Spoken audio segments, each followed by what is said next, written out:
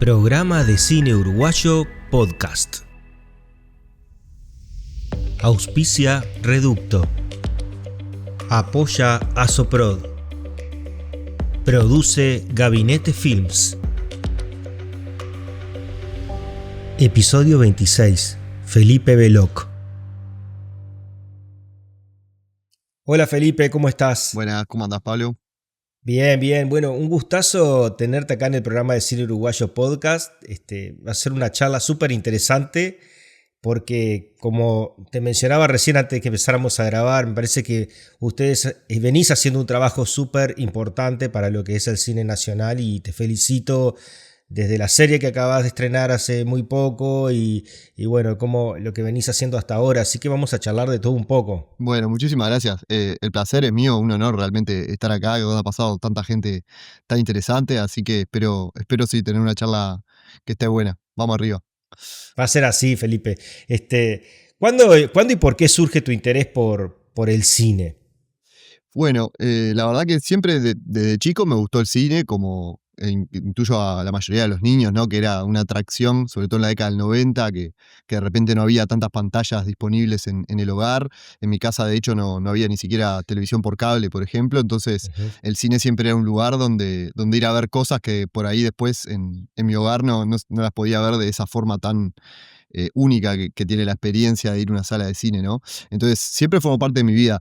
A nivel ya más adulto y con vistas a lo laboral o lo profesional, quizás ya cuando estaba en la universidad cursando la licenciatura en Ingeniería Audiovisual, sin dudas que ahí fue cuando más me entró a picar con un poco el bichito del interés, de mirar muchísimo, porque fue una etapa en la que consumí mucho cine y bueno, y por qué no quizás empezar a tener las primeras aventuras desde la realización o de vinculación con el medio desde alguna de todas las ramas que aporta justamente esta industria que es tan diversa y heterogénea, ¿no?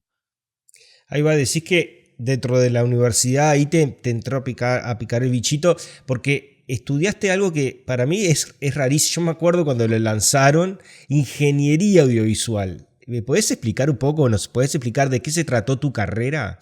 Bueno, la verdad que es bastante complejo de explicar, sí, y la gente aparte muchas veces genera esa curiosidad. En mi caso fui parte de la primera generación, Ujú. entonces justo nosotros fuimos quizás como un poco experimentales de todo. Fueron 4 años de cursada donde, bueno, también entiendo que la universidad y el programa estaba también probando ciertas cosas, pero tampoco había un foco claro, ¿no? Era diverso también en lo que se planteaba, porque si analizás las diferentes personas, todos mis compañeros, compañeras que pasaron por la licenciatura, hoy estamos en perfiles y haciendo cosas muy variopintas y distribuidos por áreas que no están a veces ni siquiera vinculadas estrictamente con lo audiovisual. Pero la carrera un poco lo que apuntaba era tener eso, una pata. Fue de las primeras carreras de la Universidad Católica que vinculó a 2 facultades. Entonces teníamos una pata bien fuerte en lo que era la ingeniería, con un programa de matemáticas, de sistemas, de programación, y otra pata más en comunicación, en la carrera fundacional de la Universidad Católica, con toda su tradición. En aquel momento estaba Luciano Álvarez y bueno, ahí también Ujú. muchas materias, ¿no? De realización, de narrativa, en fin, historia del cine, historia del arte. Fue una linda experiencia para mí, le guardo mucho cariño a esos años, si bien como toda primera vez, también para la universidad y al estar experimentando, obviamente que pasaron cosas, pero nada, en lo personal conservo hasta el día de hoy también amistades y colegas que surgieron de ese vínculo.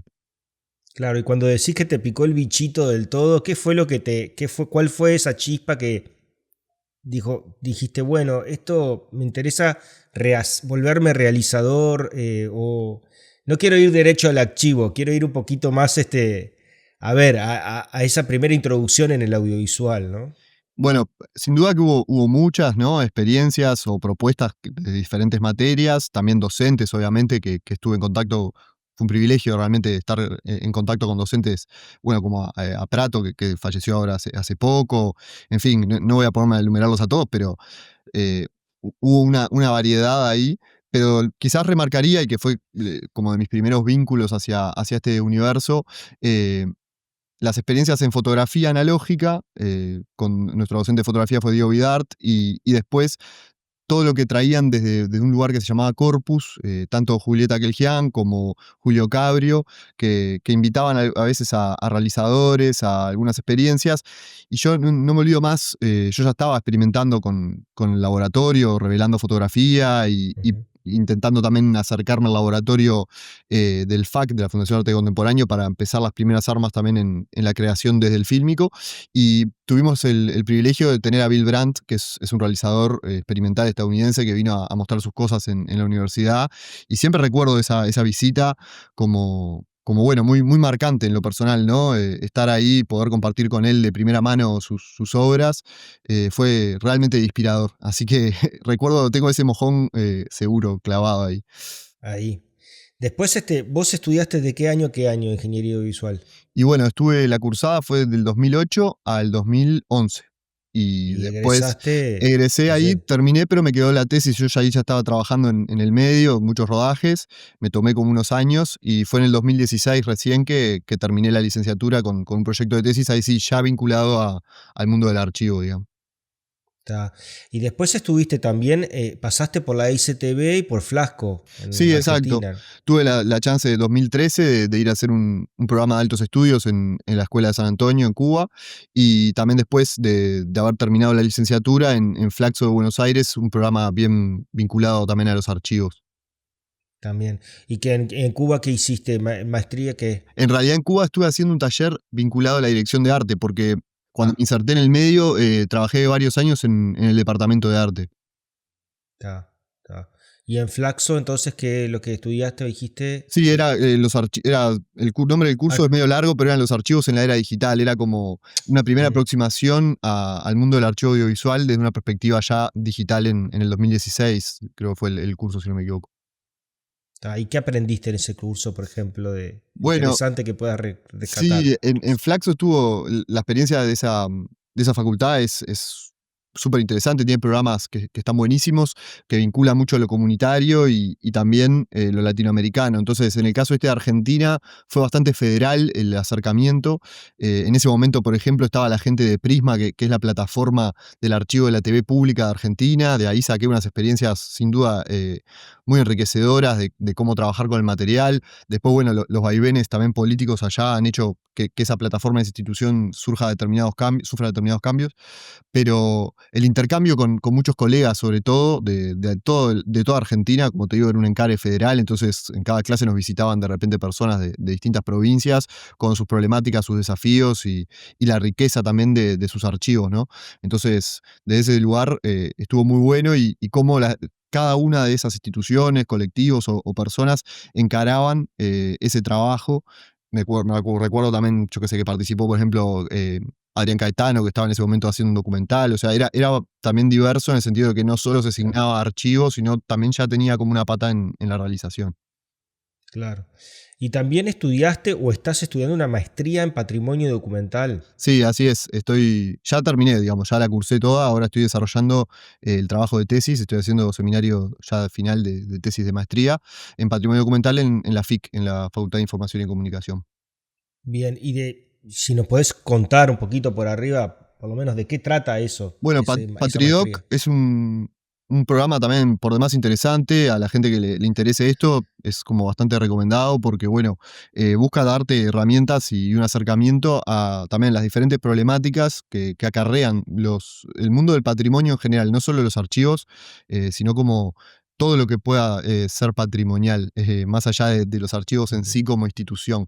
Eh, y bueno, y también tiene como materias opcionales, entonces uno puede darle el perfil más cercano a lo que a uno le interese. En mi caso, obviamente, la preservación fílmica, ¿no? Pero está bueno. Este año va a abrir una cohorte, así que nada, aguante Patrioc. Bien, bien, buenísimo. También sos docente, ¿no? O Así sea, es. Sí, en la ¿de- Universidad Católica, en la licenciatura de cine estoy dando clase y en artes visuales también. ¿y qué clases de qué estás dando? Bueno, en la licenciatura de cine doy una materia que se llama Análisis Técnico Industrial del Cine, que un poco busca esto, dar un acercamiento a la historia del cine, no en tanto obras, sino en tanto tecnología, pero cruzada también en lo que en el campo se llaman los estudios del cine, ¿no? Entonces, aplicando ciertas metodologías de repente de investigación, que no sea algo como intento que no sea una materia simplemente teórica de, bueno, la historia tecnológica del cine, sino poder introducirle capas hacia eso, una investigación, hacia a veces hacer algún ejercicio también práctico que vincule esa historia con el presente, el momento que estamos viviendo y los diferentes acercamientos que hay hoy desde las prácticas cinematográficas a todo ese pasado tan rico que tenemos como tradición fílmica, ¿no? Está.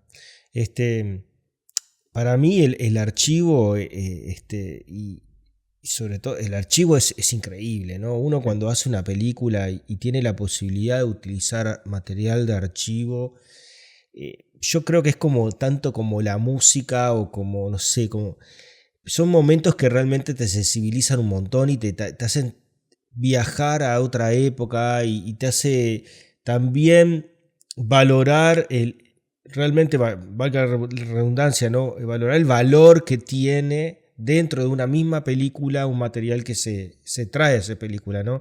En mi caso yo trabajé, tus padres volverán, con archivo de la llegada de los niños a Uruguay y es tanto fotografías como fílmico, y son momentos claves y cruciales dentro de la narrativa de la película, ¿no? Te hace darte cuenta y te muestra lo que fue realmente un momento de la época de un país, pero también te sensibiliza un montón porque en eso de darte cuenta te traslada realmente a que esto realmente existió, que lo importante que fue, ¿no? Y le agrega un valor muy importante a la película. En La nieve entre los dos utilizamos un archivo de la televisión sueca que cuando lo encontramos fue maravilloso porque estaban las hijas de Juan José, las tres niñas hablando, muy chiquitas, y además servía un montón para, también como en Tus padres volverán, o también lo usé, un archivo más reciente en El viento nos dejará, ¿no? Desde los teléfonos celulares de las personas que filmaron el tornado, ¿no? Claro.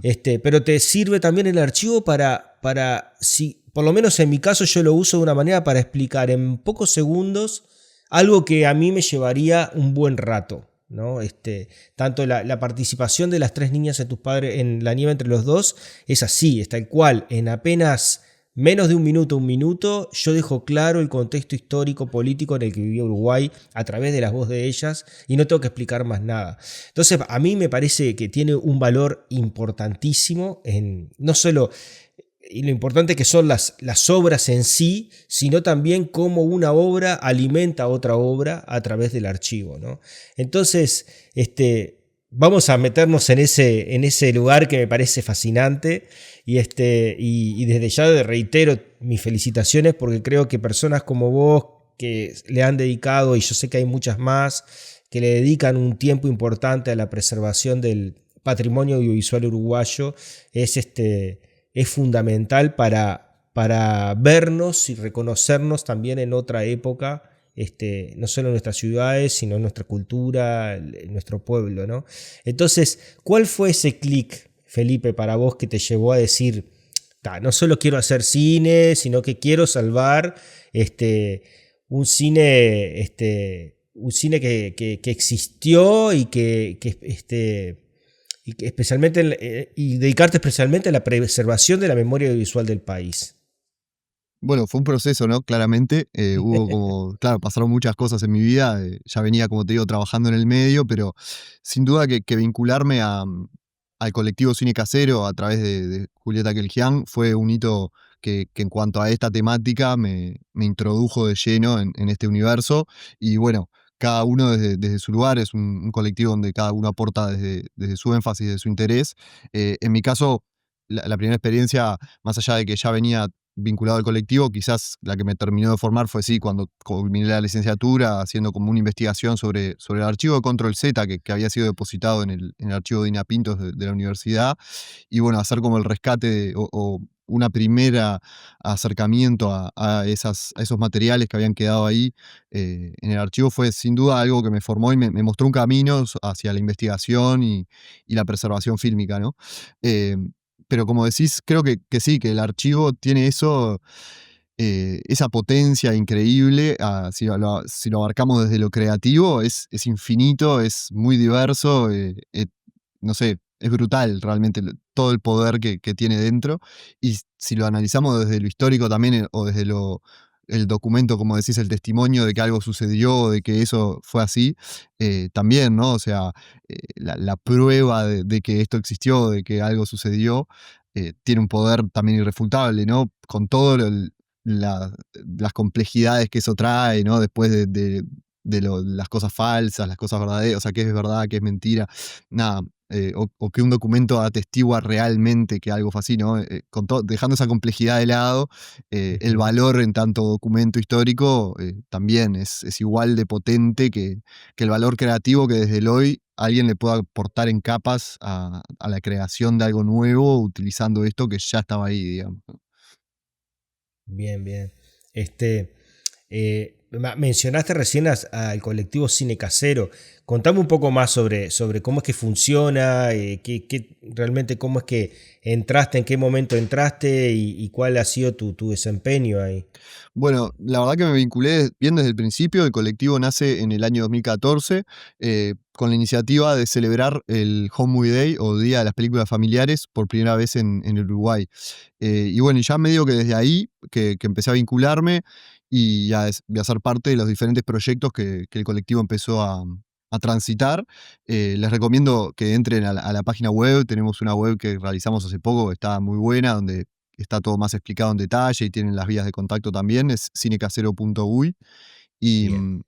y bueno, la verdad que desarrollamos distintos proyectos, algunos con un énfasis, si se quiere, más de investigación, como pueden ser rescates de colecciones o activaciones de ciertos materiales que estaban como olvidados o inéditos también. Pero también hacemos esto de organizar jornadas como el Día de las Películas Familiares, con un énfasis quizás más comunitario, donde ponemos a disposición de las personas las diferentes tecnologías para poder reproducir sus propios archivos familiares. Entonces es un día en el que invitamos a la comunidad a venir hacia los proyectores y contar la historia detrás de los materiales que cada uno trae y aporta, compartirlos en un ámbito común, y ahí siempre surgen cosas muy ricas donde se cruzan anécdotas, testimonios, eso, relatos de momentos, de lugares, situaciones, que si bien de repente no es tu propia historia, las historias familiares tienen eso de que uno conecta enseguida con eso, con ese Uruguay del pasado, o con esa cultura registrada en los documentos. Entonces, el Día de las Películas Familiares es así, es como un momento de comunidad muy fuerte y muy emotivo también. Y bueno, y una tercera pata que venimos desarrollando también hace unos años, que es ya quizás más artística o creativa, que realizamos lo que llamamos film performance o proyecciones en vivo con, digamos, con intervenciones en vivo y musicalizadas en vivo, muchas veces con material encontrado, o sea, found footage, pero también con material realizado. Con mi colega Antón Terni y Patricia Olveira tenemos un laboratorio de revelado de films y bueno, y trabajamos mucho con los formatos 16 milímetros sobre todo, pero también Super 8, y entonces también a veces incorporamos elementos de esos materiales a las performances en vivo musicalizadas. Así que es como variopinto el accionar del colectivo, pero siempre estamos ahí. La verdad que es un placer. Las compañeras son todas unas genias y desarrollamos los proyectos, la verdad, con gran alegría, con mucha pasión, sobre todo cada uno desde su disciplina o su énfasis, pero todos muy, muy apasionados por este universo y por el tipo de proyecto que nos gusta encarar. Bien, ¿y qué ha sido para lo más valioso de trabajar en la preservación de ese cine doméstico para vos? O sea, ¿qué has encontrado realmente ahí? Y bueno, la verdad que más allá de haber encontrado personas maravillosas, como te digo, que es con las que desarrollamos la actividad, que eso es un valor siempre, lo humano para mí por delante. Ujú. Si vamos a los materiales o a las experiencias, a los proyectos, son cosas bien distintas y creo que cada una aporta su valor, ¿no? Porque bueno, poder poner uno en juego desde la creación siempre es importante y es algo, es un privilegio, de cierta forma, poder realizar, pero también investigar o poner en valor materiales de otros que ya fueron realizados, o incluso cuando son del ámbito doméstico o familiar mucho más, eh, trae también consigo una riqueza emocional o espiritual que, bueno, es maravilloso. No sé si podría poner uno por encima de otro. Digo, hemos desarrollado o rescatado, activado muchas colecciones o materiales muy diversos, cada una con su valor, con su unicidad que la hace eso importante, pero sin duda que, por ejemplo, el proyecto que realizamos en Paysandú, con la película Paysandú, Bella Heroica Ciudad del Litoral, como que reúne un poco de todo porque fue un proceso bastante largo donde pudimos trabajar en concreto con un material y, y llevarlo a la propia comunidad de Paysandú, desarrollar todo el trabajo comunitariamente en territorio. Entonces, esa experiencia como que resume un poco todo el trabajo del colectivo en un solo proyecto, que terminó también eso con la realización de un pequeño documental sobre la experiencia, con la proyección ahí al costado del río en Paysandú, la proyección pública al aire libre para toda la comunidad, personas que se encontraron a sí mismas o a sus parientes o a la Ah, qué escuela viaje. donde trabajaban en el material que nunca la habían visto, que de repente recordaban la anécdota de que alguien hablaba de esa película y bueno, y terminaron encontrándose a sí mismos, como te digo, a sus vecinos. Entonces, fue un proceso muy lindo que creo que lo podría poner, no como el más importante, pero como uno que sí nos dejó eso, un compendio de todo lo que intenta abarcar el colectivo en una sola experiencia. Programa de Cine Uruguayo Podcast. Auspicia Reducto. Apoya Asoprod. Produce Gabinete Films. Vos sabés que qué importante que es el archivo para la memoria, ¿no? Porque con el tiempo empezamos a olvidar, ¿no? El olvido empieza a ganarle espacio, a ganar un espacio importante dentro de la memoria, obviamente porque necesitamos olvidar para recordar y cómo estos materiales realmente son, cobran una importancia enorme, como acabas de contar, de esta gente que se vio o recuerda cómo era su escuela, su barrio, ¿no? Y qué importante es esa preservación de ese archivo para nuestras sociedades. Sí, sin duda.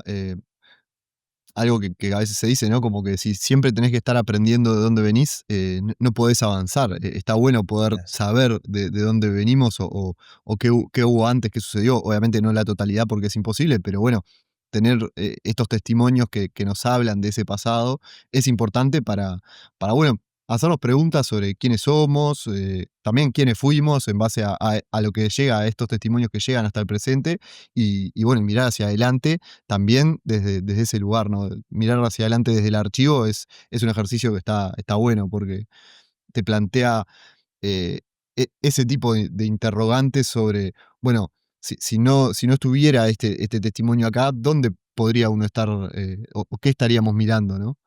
Es bien Sí, distinto y como decís, es importante, sobre todo en pos de la generación, creo yo, de una identidad, porque saber de nosotros, saber de los que estuvieron antes de nosotros, va forjando esos conceptos de quiénes somos en última instancia, ¿no?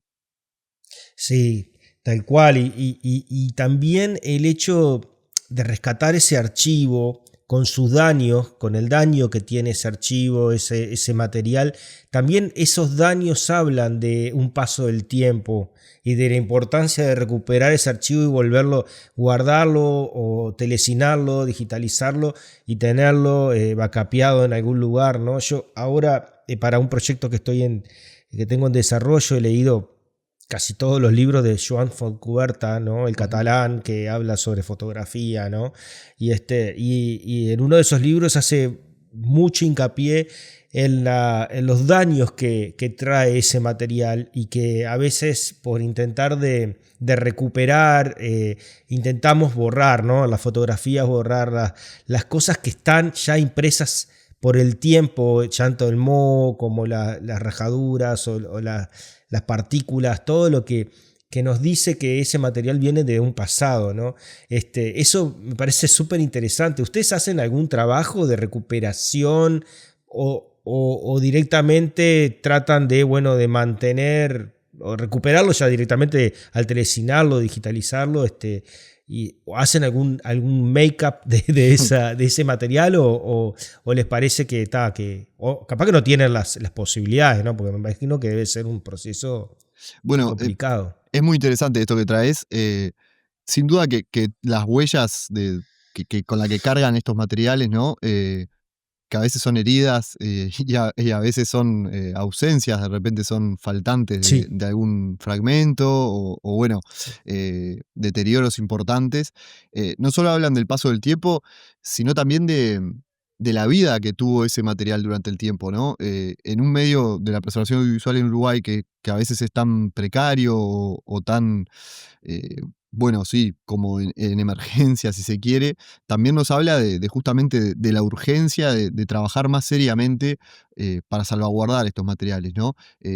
Esas heridas muchas veces dan cuenta de cómo hemos fallado en este tiempo, más allá de que el material, con su nobleza y también gracias al aporte de un montón de personas e instituciones que a lo largo de estos años han hecho su mayor esfuerzo para que eso sea así, también nos habla de las carencias, ¿no? Y de repente muchas veces los materiales están, pero muchas veces no están, o están en condiciones que ni siquiera podemos ni telecinarlos, ni salvaguardarlos, mm, o cuando hacemos ese proceso lo único que encontramos son manchas abstractas que no es que le quiten valor, es que hablan justamente de todas las carencias en diferentes procesos y etapas que fue viviendo ese material.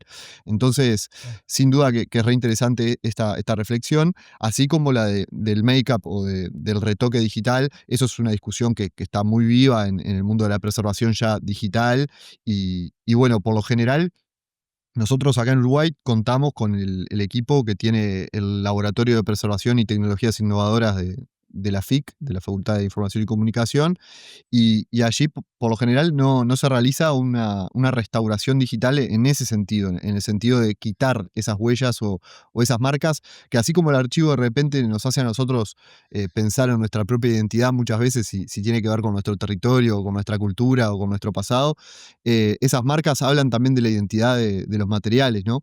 Entonces, en el laboratorio a priori no se trabaja en ese tipo de instancia. Sí, después muchas veces, si esos materiales son digitalizados a veces para creaciones, obviamente una película, una realización contemporánea tiene sus procesos de postproducción y allí, bueno, mm, según cuál sea el énfasis creativo o artístico de esa claro, realización, a veces sí se busca o resaltar a alguna una parte, hacer un reencuadre, hacer un retoque de color, o, en fin, eso cada proyecto es tan único eh, como cada proceso, ¿no? Pero es una discusión que está abierta, ¿no? Sobre qué hacer con ese estado de los materiales, porque a veces se entiende como que la mejor calidad o la mejor forma de verlos es sin ningún tipo de estas huellas o sin ningún tipo de estas marcas. Y bueno, yo por lo menos lo discuto, ¿no? A mí me creo que es interesante desde muchos puntos de vista poder verlas y poder apreciarlas sí, y incluso también desde la investigación a veces son cosas que nos dan insumos para conocer mejor y hacer un mejor control, ya no físico, sino intelectual de los materiales con los que estamos trabajando. Esas marcas nos hablan de, como te decía, quizás de la historia archivística de los materiales, pero también, ¿por qué no?, de la propia historia que están contando esos materiales. Si pensamos a veces en latas que, no sé, pienso ejemplos muy random, pero de la censura y cómo fueron marcadas por algún tipo de censura y llegan hasta hoy. Bueno, esas rayas o esas marcas que puedan tener nos hablan también de la identidad de esos materiales y más allá sí, de si estuvieron bien o mal guardados, ¿no? Sino de claro. cómo fueron manipulados y por qué. Entonces, Sí, sí, sí. es todo un tema, seguro. Sí, sabes que hablando de esto, recomiendo, ya que lo cité a la autora, a Joan Fontcuberta, un libro que se llama Revelaciones, que es una belleza Sí, y que parte de él de que una expedición que hubo en Suecia al Polo Norte hace muchísimos años, salieron en un globo aerostático y a pesar de que les habían dicho que ese globo no iba a aguantar, de que todo, salieron igual a la expedición y llevaron una cámara, iba alguien para fotografiar.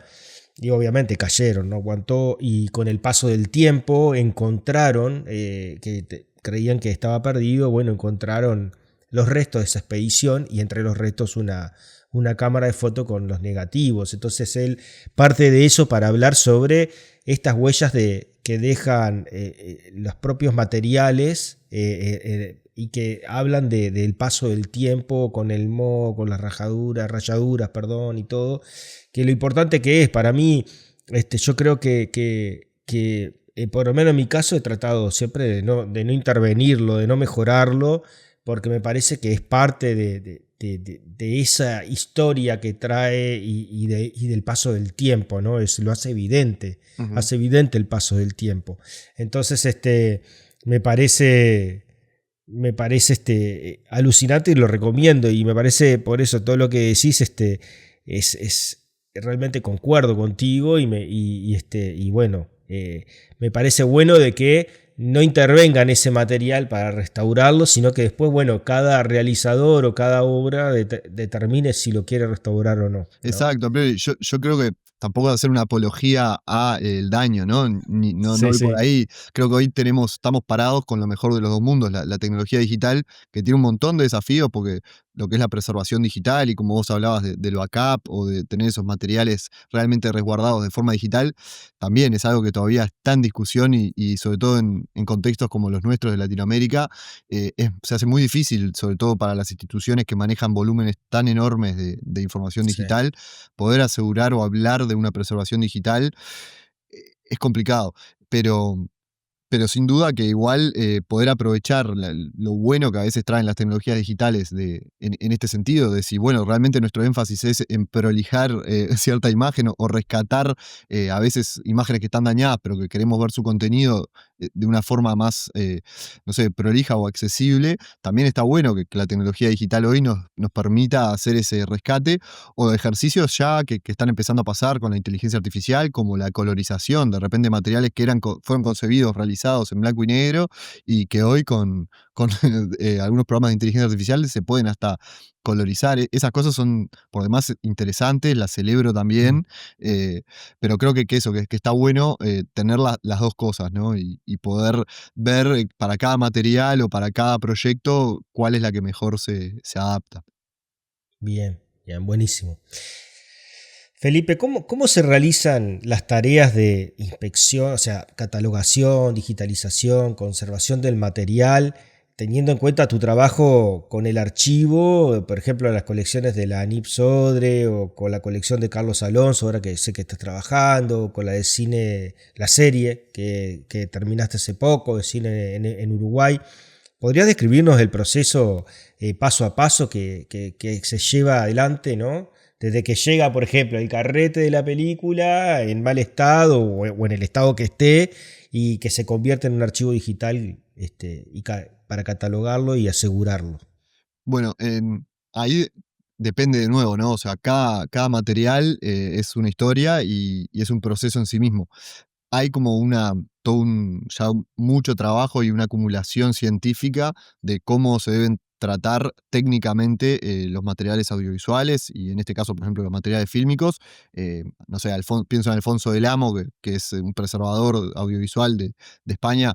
eh, Hay un libro que recomiendo en ese sentido que se llama Clasificar para preservar, que bueno, ahí técnicamente está muy explicado cuáles son las buenas prácticas y hay una comunidad muy grande en el mundo bueno, que constantemente igual está revisando y aprendiendo sobre cómo conservar estos materiales, porque las películas nunca habían tenido 100 años, o sea, están empezando a tener 100 años, por ejemplo, ahora o hace muy poco tiempo, entonces también es algo que está constantemente en desarrollo y también se aprende sobre esas prácticas.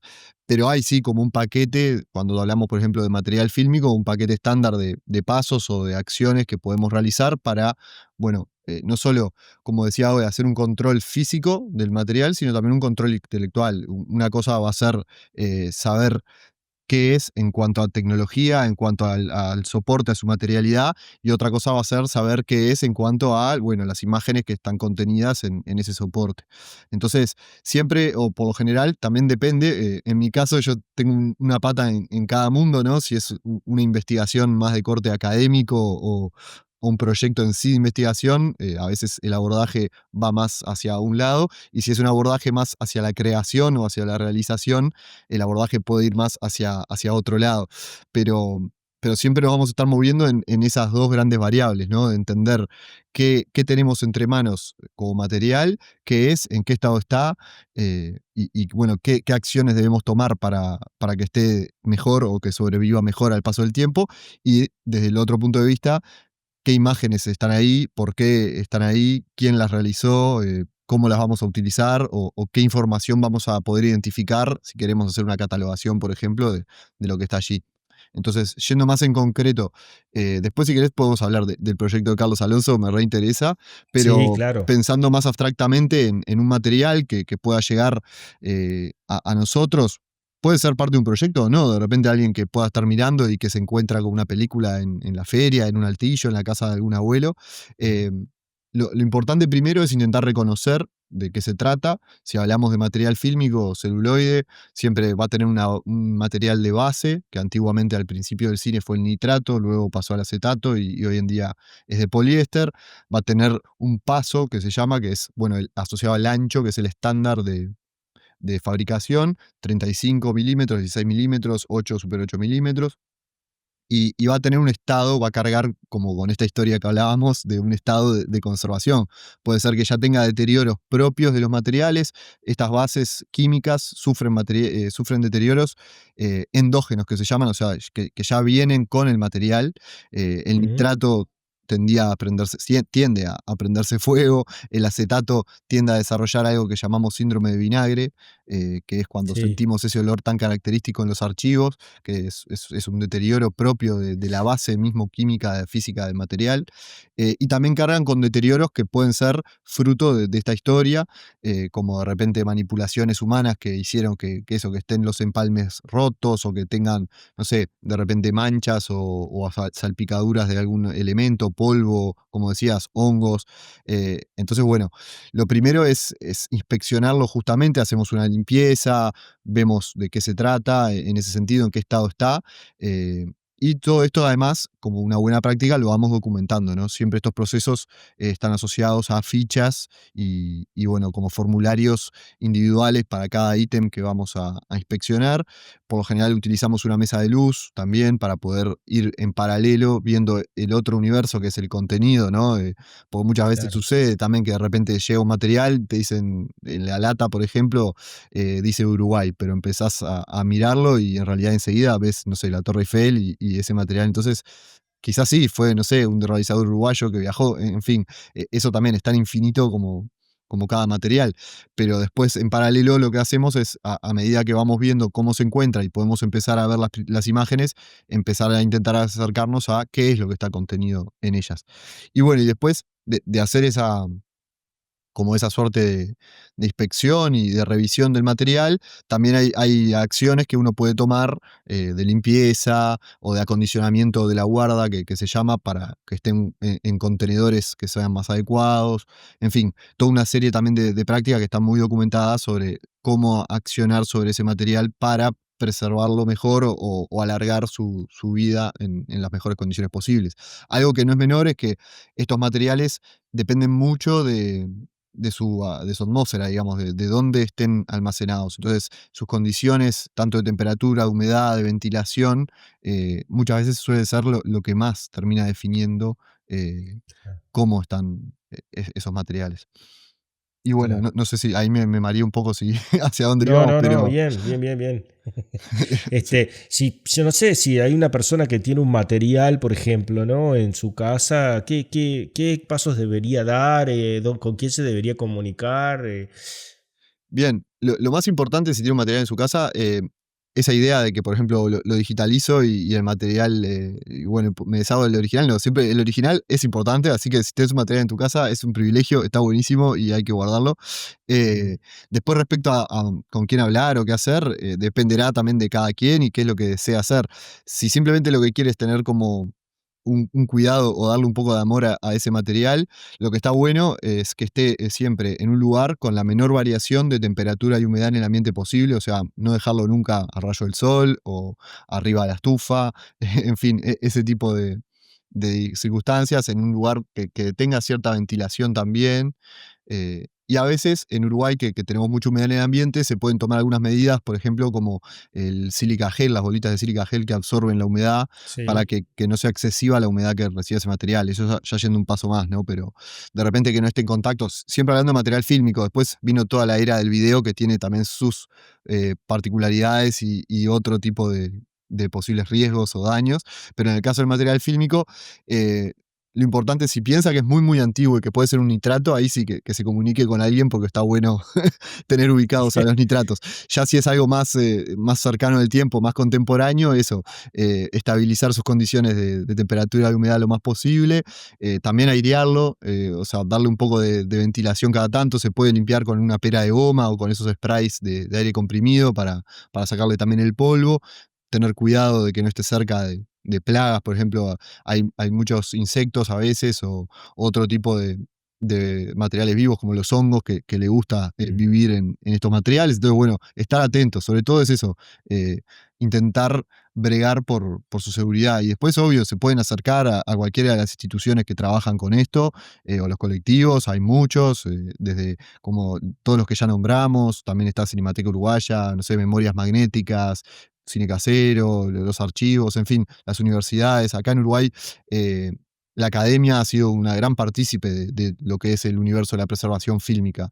El grupo de estudios audiovisuales Gesta de UDELAR es un actor clave en lo que ha sido la historia reciente de la preservación audiovisual, eh, impulsando también el trabajo de la Mesa Interinstitucional de Patrimonio que sucede en Acau. Entonces, nada, con cualquiera de todas esas personas va a encontrar el camino para preservar ese material.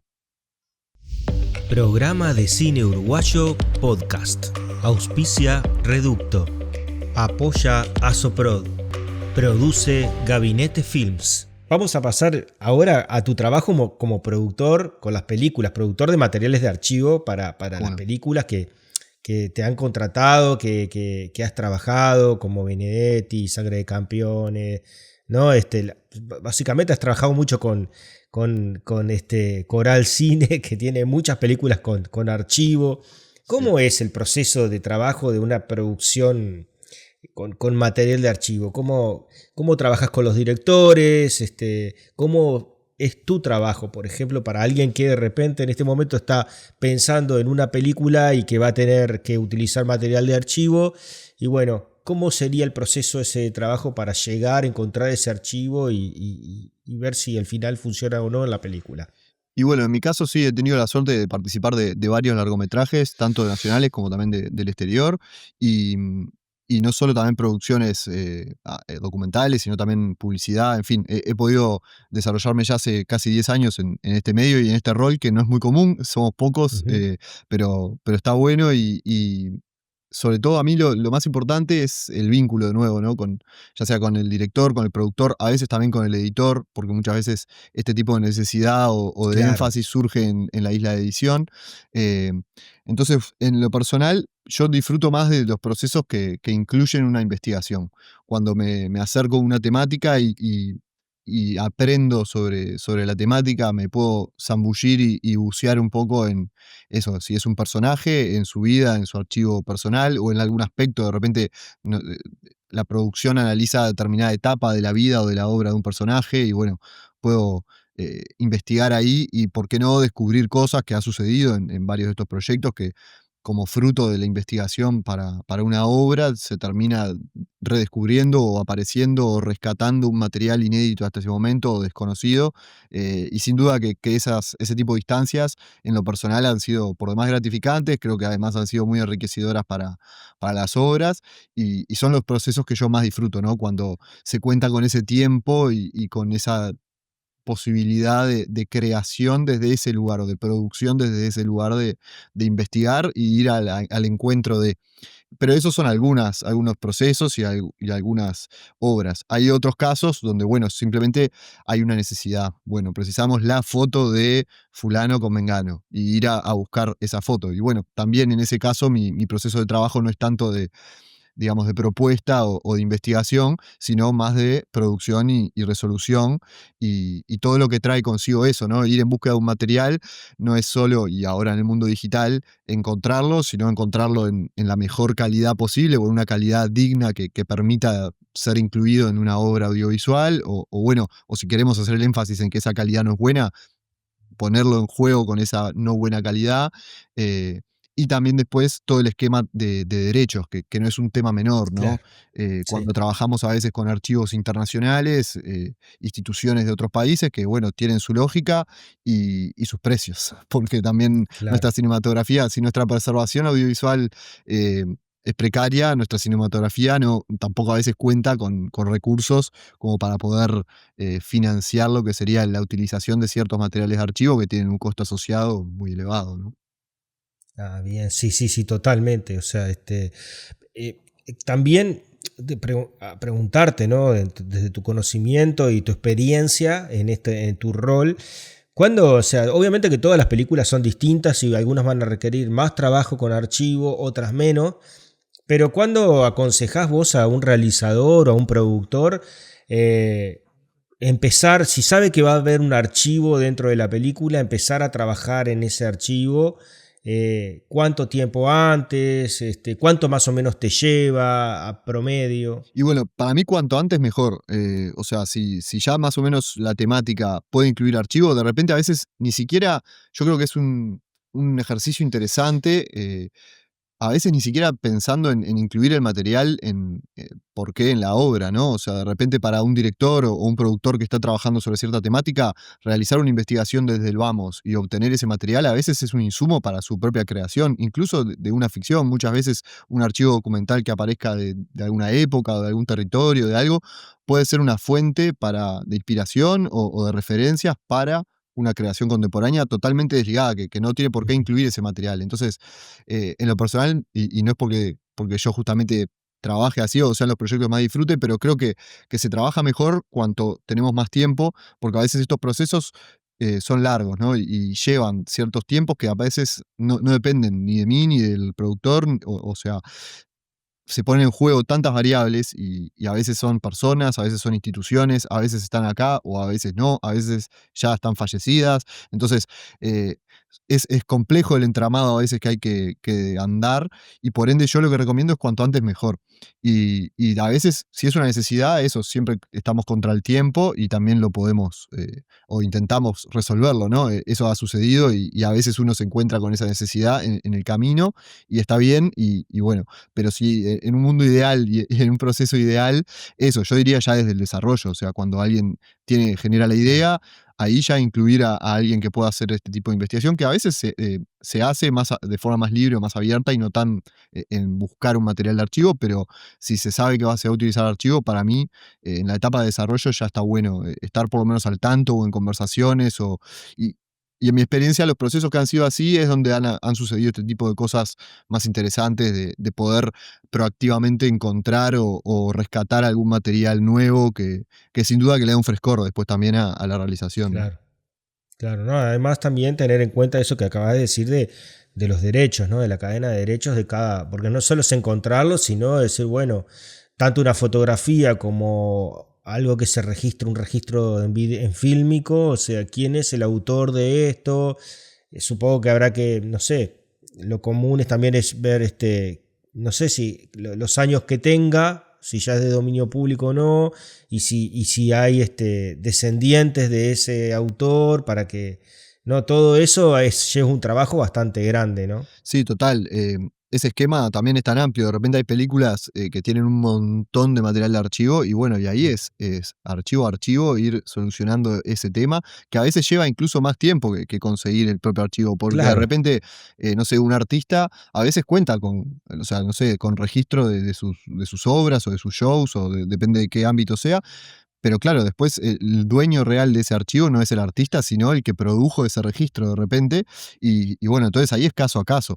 De repente, si la realización tiene solo un material de archivo o una cantidad menor, los tiempos se acortan. Pero a veces, para poder terminar con la legalidad de todo lo que compone la obra, sí, lleva un tiempo, porque hay instituciones que son muy prolijas y de repente el problema ahí está más en la negociación económica que en el tema del archivo, porque no sé, por ejemplo, el Instituto del Audiovisual de Francia, todos los materiales que ponen a tu disposición, ellos ya cuentan con los derechos y lo pueden comercializar.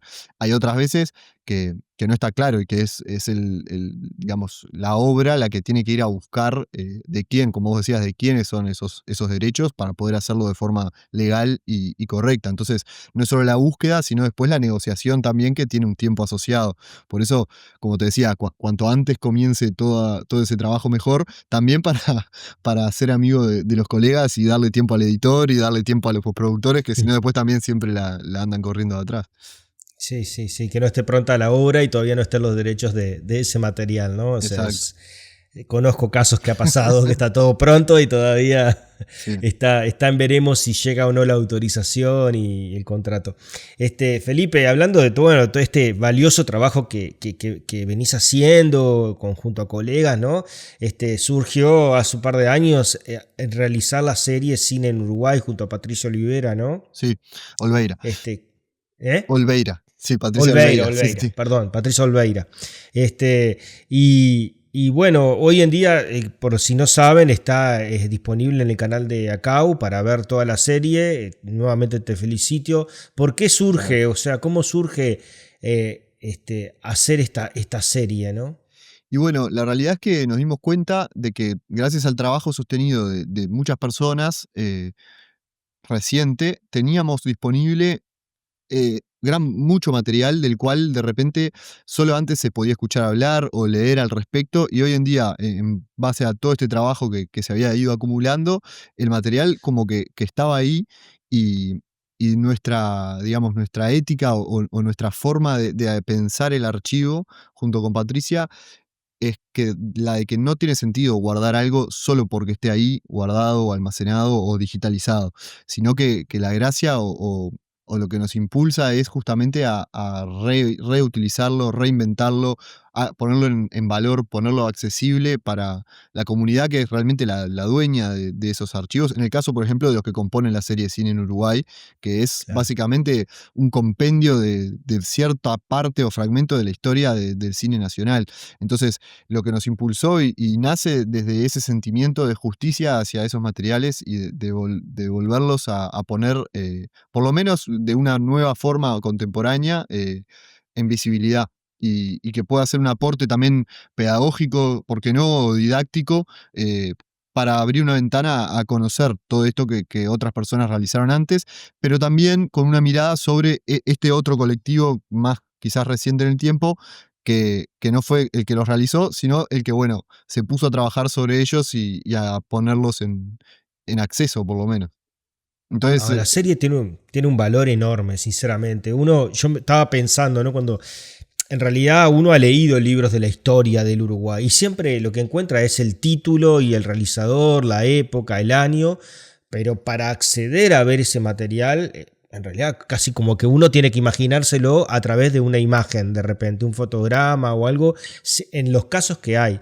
Entonces creo que la serie realmente abre un universo a entenderlo, a verlo, vivenciarlo, desde el cine muy silente hasta el sonoro o de hace poco tiempo. Así que es recomendable, 8 capítulos, ¿verdad?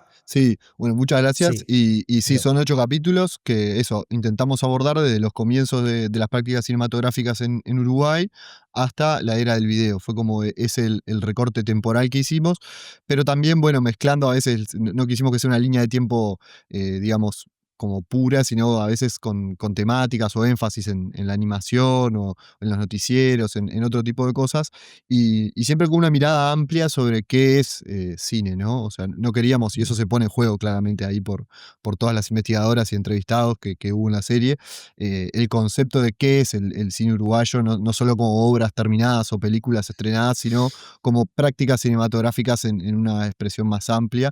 Y sí, busca eso, dar una ventana de acercamiento para que después, ¿por qué no?, el público, las personas, no solo sepan de que eso existe y puedan, como vos decís, mirar, ver una imagen de lo que antes solo podían leer como un título, sino también, ¿por qué no?, despertar esa curiosidad de ir a por más y ir a buscar. Obviamente es mucho más lo que quedó afuera de la serie de lo que está incluido en Claro, la me serie. imagino. Entonces, lo que más nos interesa es de repente encender esa llama, prender ese primer, no sé, motor de ver algo y ir a ampliar esa mirada.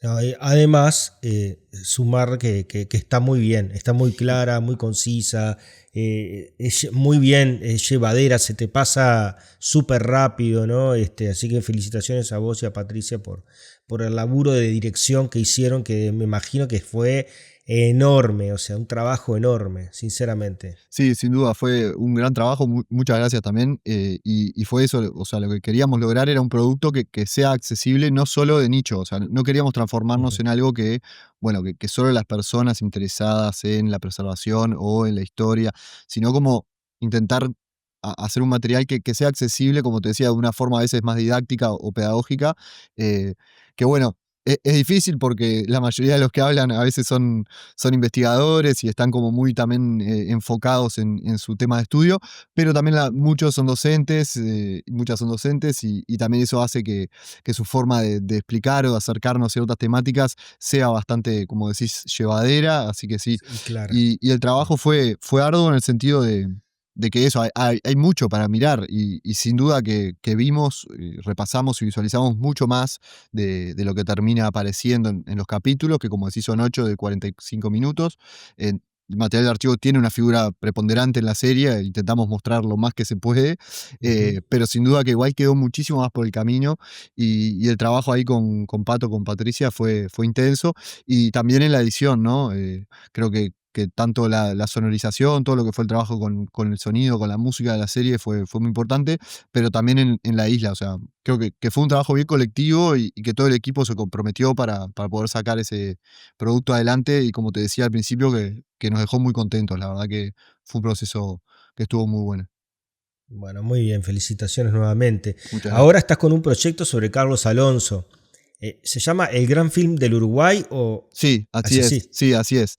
También junto a Patricia Alveira, a los cine, en base también a un proyecto, como te decía, en esto de las dos patas, ¿no? Que nace como un proyecto de investigación en cine casero, de rescate de los materiales que componían la colección Alonso, del Archivo Nacional de la Imagen y la Palabra.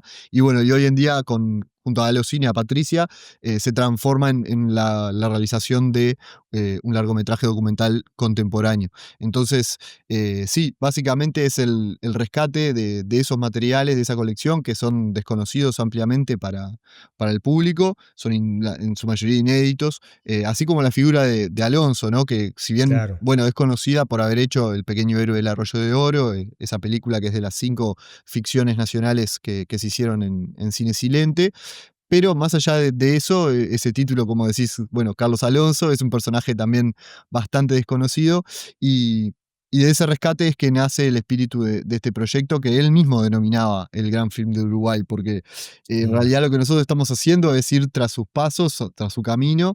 Él emprendió una gira durante más de 3 años por todo el interior de la República en la década del 30, registrando los diferentes departamentos del Uruguay. Y así es que eso es lo que termina quedando registrado en estas latas que componen su colección. Son documentales del interior del Uruguay, de su gente, de sus instituciones, de sus bellezas geográficas, de sus diferentes labores, el campo, en fin, un montón una diversidad riquísima de escenarios, de materiales, de cosas que están registradas ahí, también de forma silente. Entonces, bueno, el documental va a tener sin duda también de nuevo un gran trabajo de sonorización, de musicalización, de diseño sonoro. eh, pero bueno, en ese camino estamos que, claro, arrancó primero solo como con una inspección, pero ya hemos logrado digitalizar las primeras imágenes. Aún nos queda por digitalizar muchísimo más. Entonces, en este sí, momento estamos en esa etapa de digitalización recién. Entonces, ya inspeccionamos todos los nitratos que componen la colección, que vale la pena decir que es la colección más antigua, numerosa y abarcativa en cuanto a territorio que tenemos en el Uruguay. Entonces eso ya le confiere un valor patrimonial súper importante. ya, Si sí, pensamos además con espíritu descentralizador, que gran parte de las imágenes del pasado, si uno piensa en una imagen antigua del Uruguay, seguramente sea montevideana. Entonces, esta colección es toda del interior. Entonces, maravilloso eso. simbólicamente eso también le pone otro valor y hace como Sí. un acto de, no sé, sí, de justicia de cierta forma hacia el imaginario visual del Uruguay todo, ¿no? Entonces, bueno, Venimos trabajando con la digitalización actualmente de algunos nitratos. También hay acetatos, o sea, eso es una práctica que se usó bastante en un momento, de duplicar los materiales, pero como en esto que hablamos de las marcas, de las huellas y eso, estamos también haciendo una suerte de arqueología de la colección porque lo que nos sucede es que no hay una correlación clara entre, bueno, lata uno de nitrato, lata uno de acetato, no es lo mismo. Entonces hay Ujú. imágenes que están solo en los acetatos, entonces estamos haciendo como esa también contraposición para terminar de delimitar cuál es el total de las imágenes que compone finalmente la colección. Lo que sí sabemos por parte también de una investigación histórica que estamos haciendo en paralelo es que durante esos años él recorrió, sí, los 19 departamentos, o sea, estuvo en todo el Uruguay. Pero actualmente, y en base a la inspección que hemos ya realizado, no encontramos imágenes de los 19 departamentos. Hay algunos que faltan. Entonces, bueno, Claro. esta ausencia también habla un poco de qué fue lo que pasó con esta colección, con estos materiales. Bueno, por qué llegan en estas condiciones hasta hoy. Y bueno, la película un poco va a poner esos conceptos en juego, o vamos a intentar que ponga esos conceptos en juego, que es gran parte de lo que con Patricia venimos desarrollando y codo a codo, la verdad que es un trabajo que hacemos, que lo agradezco muchísimo, la verdad que es un privilegio poder trabajar con alguien como Patricia todo el tiempo, de estos conceptos, estas ideas, poder rumiarlas en codo a codo está buenísimo porque sin duda que lo enriquece desde miradas distintas, ¿no? Ella con su tradición más desde la producción cinematográfica y yo quizás más desde este universo del archivo, poner en juego esas dos sensibilidades, esas dos, pero también siento que nos vamos como amalgamando. Así que creo Bien, que el bien. resultado va a ser un fiel reflejo nuevamente de esa simbiosis. Sí, sí, sí. Seguro que va a ser un gran laburo y la verdad, yo he visto algo, vi alguna cosa y me parece un material fabuloso, como decís vos, muestra un Uruguay del interior que no estamos acostumbrados a ver. Siempre hay material de archivo de la ciudad y no del interior. ¿Y en qué proceso está ahora? ¿Está en desarrollo? ¿Ha logrado alguna financiación? Sí, este año, por suerte, tuvimos el gran honor de ganar ACAU Producción. Entonces, Ah, ahora buenísimo. estamos ya por ejecutar, empezar a ejecutar el ACAU Producción. eh, y sí, en realidad, a nivel del trabajo, lo que estamos ahora enfocados y focalizados es en digitalizar la mayor cantidad de latas posibles. El trabajo lo estamos haciendo en el laboratorio de la FIC. Y bueno, lo que más queremos ahora es avanzar con eso para poder después, sí, nosotros también planteamos un rodaje, o sea, vamos a filmar. Dentro de esta parte de producción está incluido también el rodaje de algunas secuencias, eh, pero recién ahí vamos a poder entender cuáles son los insumos base para la realización de la obra, porque para llegar a Claro. la isla de edición, primero tenemos que haber visto las latas, las películas, el contenido, y como te digo, vamos digitalizando recién un pequeño porcentaje de la totalidad de la colección. Entonces, nuestro ímpetu y nuestro trabajo actual es eso, lograr la mayor cantidad de secuencias digitalizadas lo más pronto posible para poder visualizarlas y avanzar hacia una edición. Pero sí, ya superamos como la etapa de desarrollo y ya ahora estamos plenos en Bien, producción. Y también siempre buenísimo. buscando más financiación, ¿no? Ese es otro ejercicio Claro. que todos los documentales debemos transitar, que es la búsqueda siempre de ampliar la financiación. Bien, bien. Bueno, ojalá eh, la tengan pronto y puedan seguir avanzando. Felipe, para ir cerrando esta charla, ¿cuáles son las deudas pendientes a nivel institucional y colectivo en cuanto a la preservación del audiovisual en Uruguay? Pa, eso sí que es una gran pregunta. Creo que son muchas, pero bueno, a veces solemos tener una mirada muy pesimista o dura, Mm. crítica sobre la realidad, que, que siento bueno, que es real en el sentido de que, como te decía, la realidad de los archivos audiovisuales, de la preservación audiovisual en Uruguay, es precaria y tiene un montón de desafíos. Entonces, sin dudas de que hay varias deudas. Yo creo que el Archivo Nacional de la Imagen y la Palabra del SODRE, que es, digamos, el repositorio público más grande de audiovisual de nuestro país, eh, bueno, está en una situación de emergencia muy grande. Entonces, atender eso, tener una bóveda con las condiciones de eso, de climatización, de estabilización que requieren los materiales, creo que el Uruguay está a la altura de tenerla, de hacerlo. Los materiales además lo merecen, lo valen, y no es algo descabellado. Creo que realmente si existiese la voluntad política para llevarlo adelante, además contamos no solo con los recursos, creo yo, a nivel económicos, sino también a nivel humano. Creo que a lo largo de estos años se ha formado una masa crítica en torno a los archivos y una fuerza profesional que también está precarizada, que también a veces trabaja en condiciones que no son las ideales, pero que bueno, como hablaba hoy de la pasión, sí tiene una gran pasión por lo que hace y desarrolla su trabajo en distintas instituciones, en distintos ámbitos, con una mirada así de amor hacia estos materiales. Entonces, a veces lo que a mí me da es como esa frustración de decir, bueno, está todo dado para que suceda y el material lo merece, lo vale. Entonces, si bien eso puedo llegar a tener una mirada crítica o pesimista, también tengo esa mirada de, no sé si de llamarlo de esperanza, pero sí suena muy naif eso, pero sí de que, bueno, está todo dado para revertir esa situación. O sea, confío en quienes tengo a mi lado, que sé que son personas que están capacitadas y con ganas de que eso cambie, de que esa realidad cambie y que ese archivo, ese patrimonio, esa riqueza esté puesta en valor, y al acceso de todas las personas que bueno, como es parte del motor de mi obra, ¿no? Como vos me preguntabas de la serie o ahora esto que estamos haciendo con Alonso, es poner en acceso esa riqueza hacia el conjunto de la comunidad. Termina siendo como un acto social, ¿no? Porque los materiales lo valen. Eso es lo que yo Sí. siento. Sí, totalmente, totalmente. Bueno, Felipe, mil gracias realmente. Prometimos una charla súper interesante y lo fue. Muchas Así gracias, que, gracias a vos. Ojalá que sí, ojalá que les resulte interesante a las personas, al público, a la audiencia.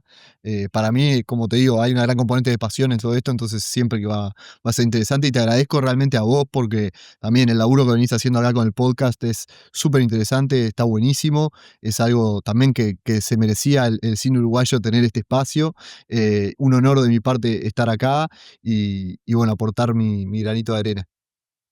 bueno, muchas gracias por compartir tanto. Yo digo siempre que aprendo, he estado aprendiendo un montón de mis colegas este año, así que esta no fue la excepción. Así que muchas gracias, Felipe. Bueno, muchísimas gracias, Pablo. Espero que nos veamos pronto. Así será. Auspicia Reducto. Apoya Asoprod. Produce Gabinete Films. Programa de Cine Uruguayo Podcast.